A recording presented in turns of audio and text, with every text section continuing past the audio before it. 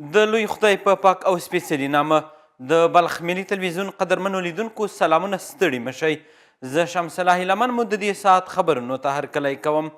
د مزار شریف ښاروالۍ مسؤلینو د دغه ښار په دویمه ناحیه کې د بابا پیغمبر د سړک د کانکریټ اچونې د کاري چارو د بشپړېدو خبر ورکړ. همدارنګه یې زیاته کړه چې دغه سړک 246 متره اوږدوالی او 8 متره سور لري چې د همدې ادارې لخوا جوړ شوی دی. له بلې خوا د سیمې اوسیدونکو د دغه سړک په بشپړېدو سره خوښي څرګنده کړه او مسؤلینو ته یې د یاد سړک د ساتنې او پاملرنې ډاډ ورکړ. د مزار شریف ښاروالۍ په دویمه ناحیه کې د بابا پیغمبر سړک د کانکریټ اچونې چارې چې 246 متره اوږدوالی او 8 متره سور لري له 10 کاري ورځو وروسته د ښاروال او ځایي اوسیدونکو په حضور کې ګټې اخیستن ته وسپارل شو. سرک بابا پیغمبر دیگه طولش تقریبا 236 متر است، عرضش هم 8 است. دیگه به مدت 25 روز ما کار پروژه تکمیل کرده بودیم.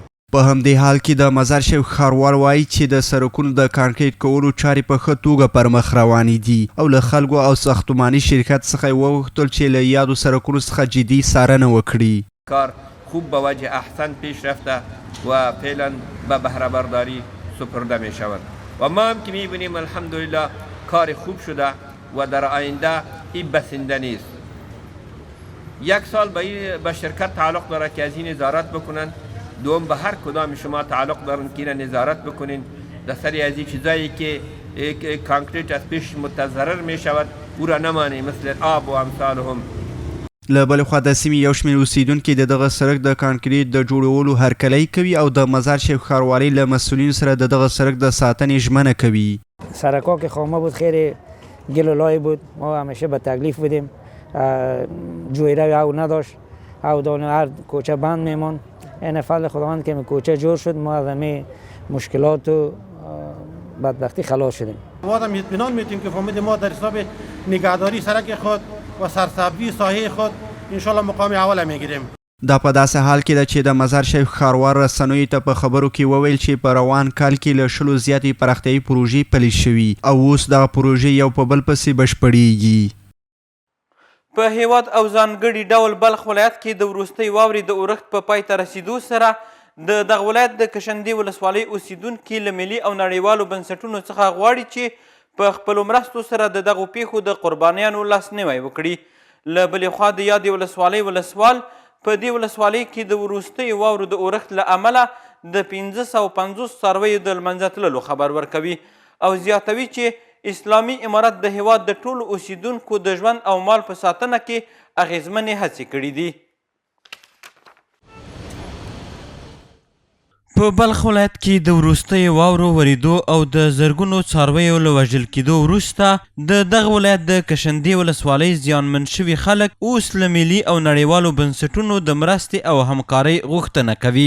دغه کروندګر وایي که څه هم اسلامي امارت په خپل وخت په اقداماتو سره د دوی د زیانونو د ډېرېدو مخه نیولې ده خو لا زیاتو مرستو ته اړتیا لري. امارت اسلامی افغانستان برای ما مردم مالدار کا آورده بسیار کمک‌های خوب کرد. یک جان تشکر از قوم هزاره اینجا یک 10-12 بلک گوسفند بود، اونا کمک کرد. در این برف‌باری‌ها از طرف محاشی ما تلفات شد.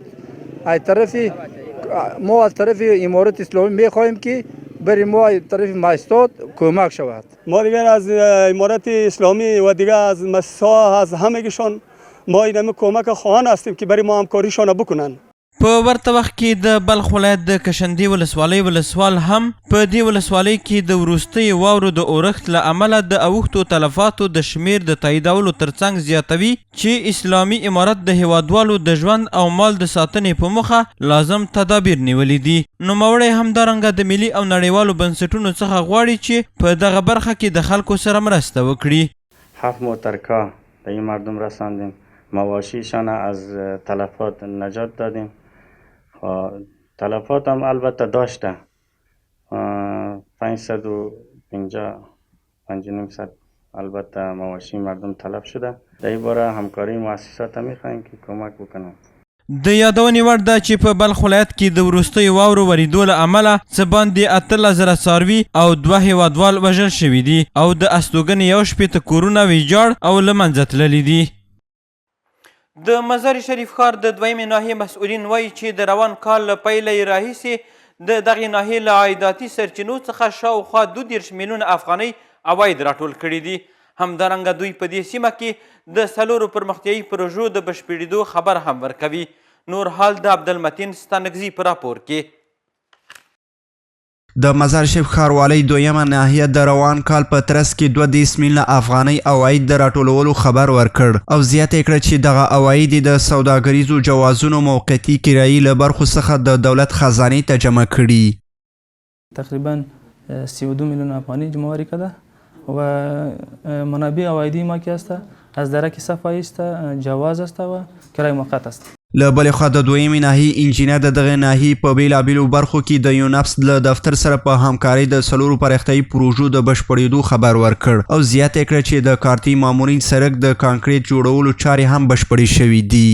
با تعداد 4 پروژه تطبیق شده که 2 پروژهش از طرف بودجه خود شاروالی تطبیق شده و 2 پروژه دیگهش هم که مزایکاری است از توسط دفتر دوست یونپس به بهره‌برداری سپرده شده.